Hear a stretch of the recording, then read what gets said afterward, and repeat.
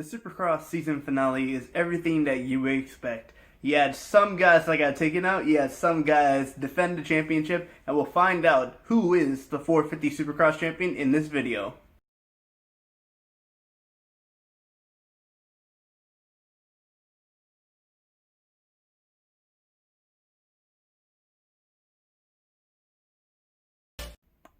Hey guys, what's going on, dudes? It is David here. We are back with another video. Now, in this video, guys, we're going to be reviewing the Supercross series finale that took place in Salt Lake City. It's round 17. And just to get on into this, congratulations to Eli Tomac, Dylan Ferrandis, and Chase Sexton, who all won championships today. Chase Sexton won the 250 East, Dylan Ferrandis won the 250 West, and Eli Tomac has finally won the Supercross 450 championship, and he is actually, listen to these things, they said this during the broadcast, he is the oldest rider to win a championship. He is also the only rider above the age of 27 to win the championship, and he is the first rider to win a championship as a father. When I mean as a father, I mean like win your championship as a father, like you already have a son. Most of the champions that we've had before have had kids after they won their championship because they won them pretty young, like Cooper Webb, James Stewart, Chad Reed, and all those guys. But enough about Eli Tomac. Let's talk about the race. The top three for heat number one in Supercross finale round 17 was Jason Anderson, Cooper Webb, and Martin Davalos, the rookie of the year for this year. So it was a decent bad race. Cooper Webb had to hope that Eli Tomac just finished 19th or worse, and he had to win the race, but unfortunately that just did not happen. The Heat 2 top three was Ken Rosson, Zach Osborne, and Eli Tomac. So Eli Tomac getting into the final, you already know he was going to do that.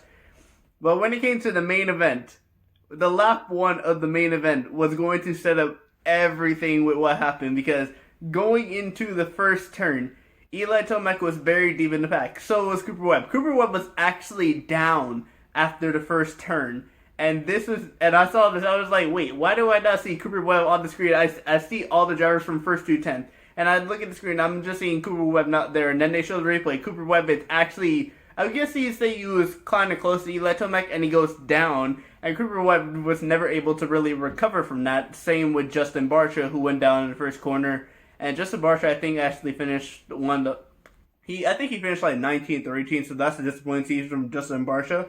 Even though he did really finish 4th in the championship, Ken Rosson finished 3rd, and Cooper Webb finished 2nd. But anyway, when it came to the actual race, Eli Tomac, all he had to do was just finish better than 19th, and that's what he did. He worked his way up through the field, but ended up finishing in 5th. But the top three guys, I gotta give it up to the top three guys. All Husqvarna guys, all Rockstar Husqvarna guys swept the podium. The guy that was actually leading at the end of the first lap was Dean Wilson, and then Jason Anderson was able to work his way past and get past Dean Wilson, and then Jason Anderson looked like he was going to go on and win this race, but then they show him on the screen and you can see his seat, which the riders usually sit on when they go through a corner and hit a jump. His seat is gone. His seat is actually legitimately gone. That looked like it really affected him, because he was probably at least like 6 seconds ahead, and once they showed that seat got lost, Zach Osborne was just closing him down, because Zach Osborne by this point had gone by Dean Wilson. But Zach Osborne, who was actually sticking by Jason Anderson until that happened, Jason Anderson started pulling away at the end, and then Zach Osborne started chasing Jason Anderson towards the end, and Zach Osborne ended up getting by Jason Anderson for his first 450 Supercross win. So I gotta say also congratulations to Zach Osborne on this win. Congratulations to him. He's been, ever since they've been at Salt Lake City, he's been very strong at this track, and it's just proved. But this is actually Husqvarna's first win of the season. The whole of this season has been won by Kawasaki, Honda, and KTM. Husqvarna had not had a single win. And you know Jason Anderson, if that thing didn't happen, he would have wanted to be in Husqvarna's first win of the season. But Zach Osborne was able to win this race, get past Jason Anderson, and get his first Supercross 450 win.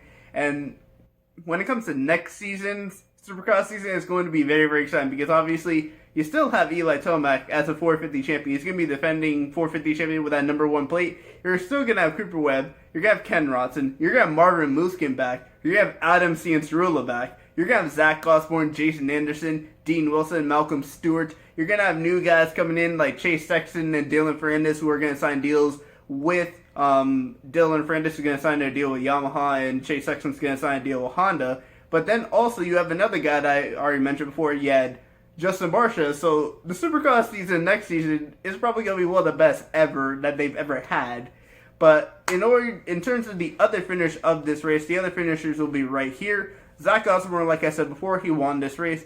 Jason Anderson finishing in second. Dean Wilson finishing in third. Malcolm Stewart in fourth. Eli Tomac in fifth. Brock Tickle in sixth.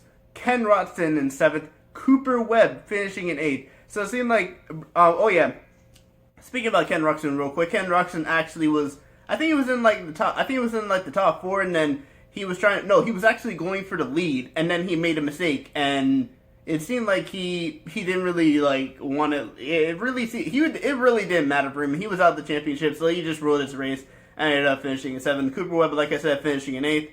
Justin Hill finishing in ninth, and this guy is a complete legend finishing in 10th. Chad Reed. This was supposedly said his last race of the Supercross, his career. He's I think he's like 40 years old now. He's been racing for Supercross for I think about 22 years now. That is an absolute legend. Chad Reed, man. His final Supercross season, and he manages to finish inside the top 10. He knew he wanted to close up the season strong and finish in top 10. He has rode for every single bike manufacturer that's been out there. He's rode for Husqvarna. He's rode for Honda. He's rode for Kawasaki. He's rode for Suzuki, and he's rode for Yamaha. So he's an absolute legend. He's definitely a Supercross Hall of Famer when he does. If he does retire, he said that he may do actually a one-off race next season, possibly at the season opener in Anaheim. But we'll have to see what happens to that. But anyway, yeah. Zach Osborne. What is this guy? This guy's going to be a great contender this season, and I can't wait to see what happens with that. But yeah, to end this video, congratulations to Eli Tomac. Like I said before, congratulations to Eli Tomac. Congratulations to Chase Sexton. Congratulations to Dylan Fernandez. And actually, congratulations also to Zach Osborne.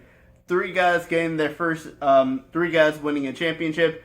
Dylan Fernandez and Chase Sexton actually going back-to-back. Eli Tomac getting his first championship of the season. And then, of course, Zach Osborne getting his first 450 win of his Supercross career. And we'll see what happens next season. But anyway, guys, I want to thank you guys for watching this video. Please just smash the like button. But anyway, guys, I will see you guys all later. Peace.